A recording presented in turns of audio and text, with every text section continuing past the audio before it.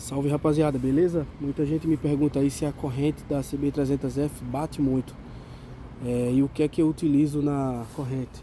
Então rapaziada, eu acho que não bate muito, tá? É uma corrente aí que já vem com retentor, tá? Já vem de fábrica essa corrente com retentor.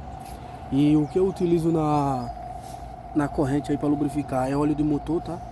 O mesmo óleo que vai no motor eu compro um vidro à parte e fico passando aí, tá? Vai sujar um pouco a moto, mas pra mim isso aí não faz diferença, beleza? Então é isso aí. O que é que eu acho da relação aí, se bate muito? Na minha opinião, não bate, tá?